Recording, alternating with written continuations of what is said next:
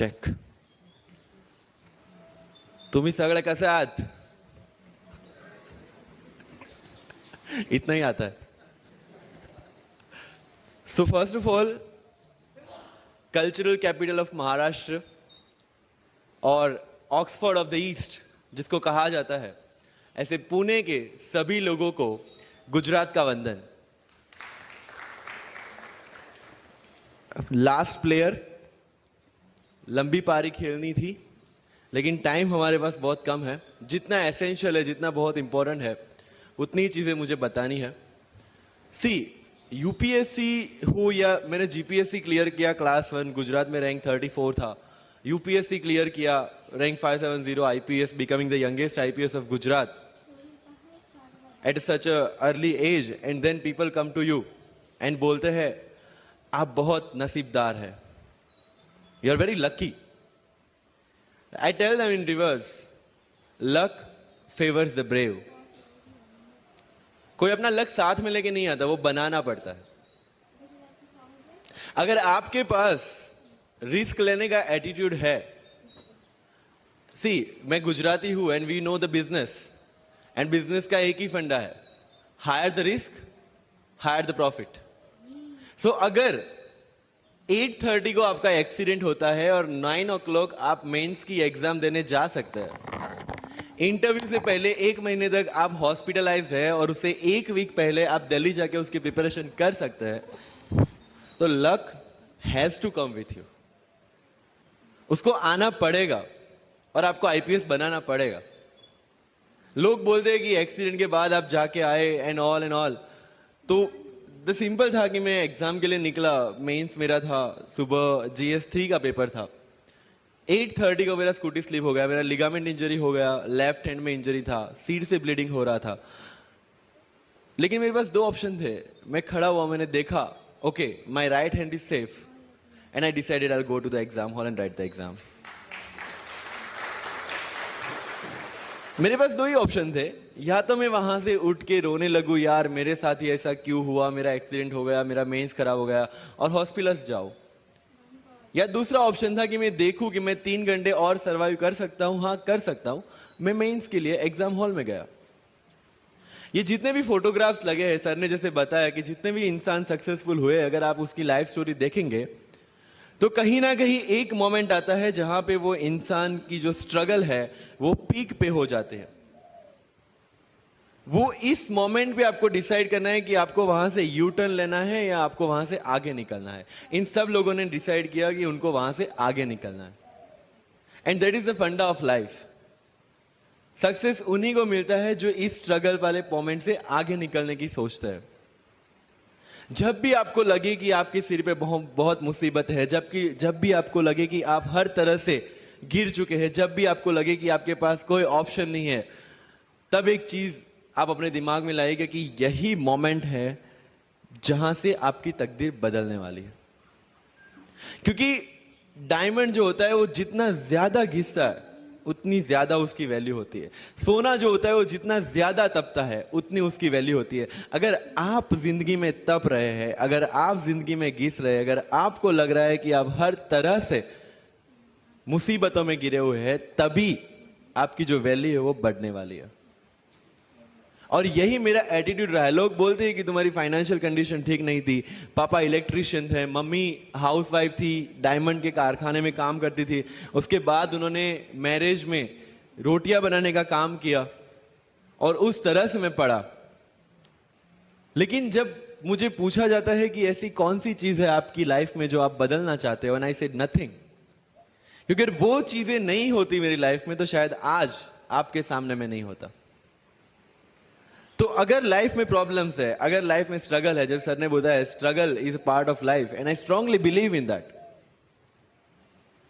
क्योंकि अगर हम दिल्ली में थे, मेरे दोस्त के साथ में निकला बाहर घूमने, तो बोलता है यार ऐसी लाइफ चाहिए, कोई मगजमारी नहीं, आराम से बैठते पूरे दिन एसी वाले कमरे में, बहुत सारे पैसे है और कोई टेंशन नहीं, ऐसी लाइफ चाहिए मुझे.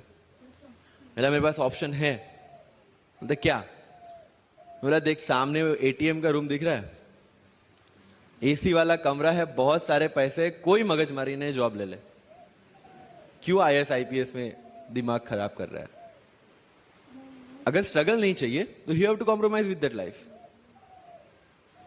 जब भारत वर्ष का सपना चंद्रगुप्त ने देखा, चाणक्य ने देखा, और उस भारतवर्ष को बनाने के लिए जब ये संघर्ष जारी था, और तब नंद के राजा धनानंद की डॉटर दूरदराज से चंद्रगुप्त को प्यार हो जाता है, और जब चाणक्य उनको बोलते हैं कि नहीं, तुम्हें उससे दूर रहना है, और तब चंद्रगुप्त बोलता है, आचार्य, कभी कभी सोचता हूं कि जिंदगी में या ये भारत के सम्राट बनने के लिए इतना त्याग, इतना बलिदान ना देना होता तो. और तब चाणक्य रिप्लाई करते हैं, तो हर कोई भारत का सम्राट होता. This is the fundamental rule of life. अगर आईएएस बनने के लिए, आईपीएस बनने के लिए सैक्रिफाइस करना नहीं पड़ेगा, अगर उसके लिए आपको त्याग नहीं करना पड़ेगा, तो आज पूरे इंडिया में हर घर में आपको आईएएस आईपीएस मिल जाएंगे. So when you are entering into this game of UPSC or MPSC, make sure that you have to sacrifice anything which will take you to your goal. लेकिन प्रॉब्लम ये है कि हमें टेंशन होती है, यार दोस्त की एंगेजमेंट है, उसकी बर्थडे पार्टी है, उसकी शादी है, अटेंड नहीं करूंगा तो बोलेगा मैं तेरी शादी में नहीं आऊंगा, एंड ऑल. लेकिन बिलीव मी, जब आप आईएएस बन जाओगे, वो सामने से याद दिलाएगा, भाई इनविटेशन कार्ड नहीं भेजा तूने. समझ रहे हो? तो जो कुछ भी इसके लिए सेक्रीफाइस कर रहे हो, वो जब आप उस पोस्ट पे पहुंचोगे, सब कुछ वर्थ है, सब कुछ. मेरा इंटरव्यू था यूपीएससी का, मुझे एग्जैक्ट डेट याद है, 23 मार्च को मेरा इंटरव्यू था. 20 फरवरी को मुझे हॉस्पिटल में एडमिट किया गया क्योंकि मुझे इन्फेक्शन हो गया था बॉडी में, एंड बहुत हाई फीवर था, तो आईवी के अलावा कोई ऑप्शन नहीं था. 1 मार्च को ठीक होके मैंने सोचा चलो दिल्ली निकलते हैं. 2 मार्च को मैं दिल्ली पहुंचा. 3 मार्च को वापस से टॉन्सिलाइटिस का अटैक होने की वजह से फ्लाइट लेके वापस से Palanpur, Ahmedabad. Again hospitalization. 15 March को I got relieved from the hospital. 16 March को मैं दिल्ली पहुंचा, और 23 मार्च को I gave my UPSC interview. तो 1 महीने का हॉस्पिटलाइजेशन. उसके बाद जब दिमाग में ये था कि मेरे साथ जो लोग इंटरव्यू दे रहे हैं वो 1 महीने से प्रिपरेशन कर रहे हैं, एंड 1 महीने से मैं हॉस्पिटल में था, again I thought this is the moment to prove yourself. I went to the interview, और पूरे इंडिया में second highest marks in interview. This is not to say कि मैंने कितना अचीवमेंट लिया, this is just to say UPSC is all about this. मैंने कोई preparation नहीं की थी यूपीएससी के लिए, इंटरव्यू के लिए, and again I scored good marks in interview, because UPSC सिर्फ आपका नॉलेज चेक नहीं करता. Make it very clear in your mind. जैसे सर ने बोला, it's a game of wisdom. आपको पहले ऑफिसर बनना पड़ेगा यहां से. यूपीएससी का काम तो सिर्फ थप्पा लगाना है कि हाँ ये ऑफिसर बन गया. जितने भी आईएएस आईपीएस ऑफिसर्स को आप मिलोगे, you will realise this thing कि ऑफिसर वाली क्वालिटीज इसमें पहले से है. आप जब प्रिपरेशन स्टार्ट करते हैं तभी से समझ लीजिए कि आपकी आईएएस और आईपीएस की ट्रेनिंग भी स्टार्ट हो गई.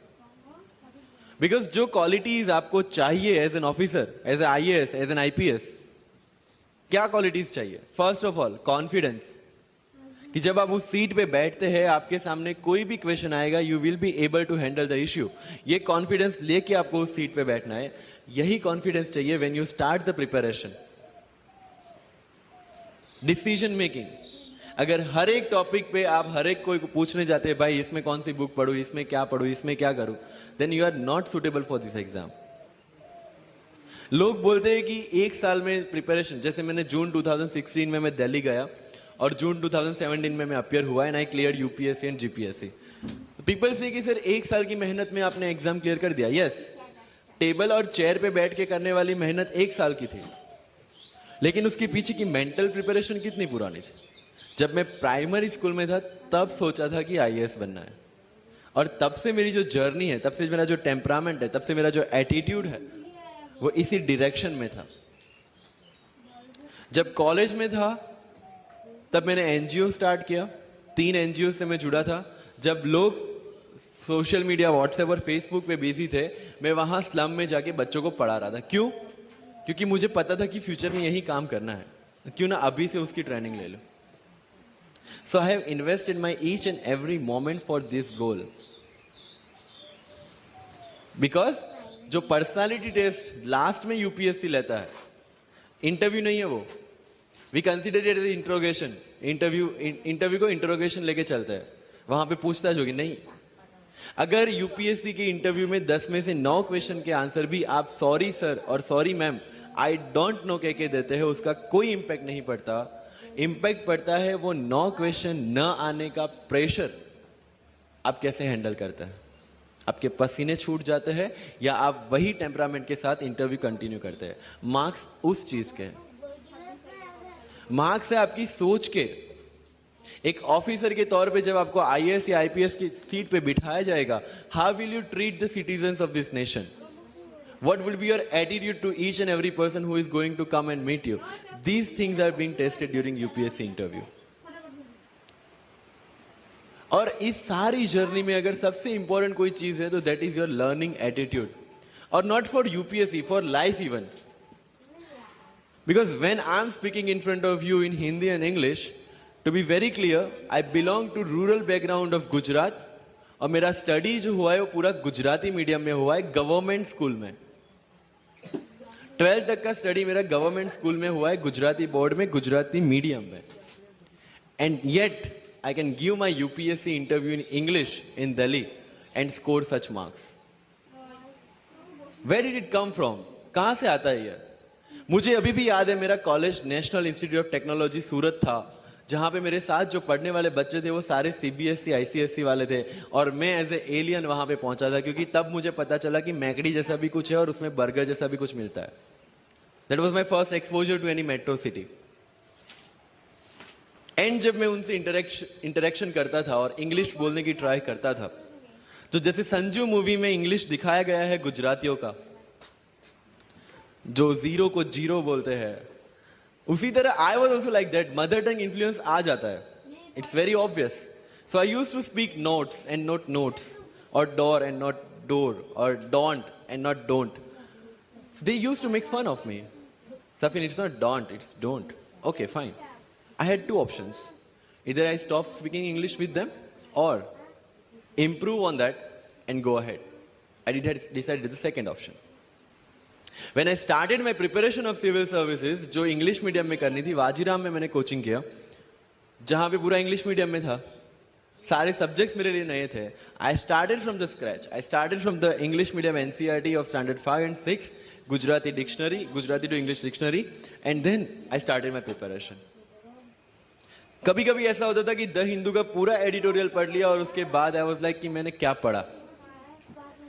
ये होगा, सबके साथ होगा। बट उस जगह अगर आप टिक गए, उस जगह अगर आपने पेशेंस रखा, उस जगह आपने अगर सर्वाइव कर दिया, तो इस एग्जाम में भी सर्वाइव कर जाओगे। क्योंकि यूपीएससी की जो रेस है उसमें कभी भी कछुआ, कभी भी खरगोश नहीं जीतेगा। इसमें जीतने वाला ऑलवेज कछुआ ही होगा, जो स्लो बट स्टेडी रहेगा। लग जाते हैं 5 साल भी लग जाते हैं, 7 साल भी लग जाते हैं, 9 साल भी लगे हैं लोगों को एग्जाम क्लियर करने के लिए। लेकिन बिलीव में जब रिजल्ट आएगा ना, तो वो सारा सेक्रीफाइस आपको वर्थ लगेगा। आप पढ़िए लोगों के इंटरव्यूज। मैंने क्या किया कॉलेज के 4 साल में, I went through each and every interview of UPSC toppers on YouTube. Ira Singhal से लेकर टीना डाबी मैम तक सबकी इंटरव्यूज मैंने देखे। For what?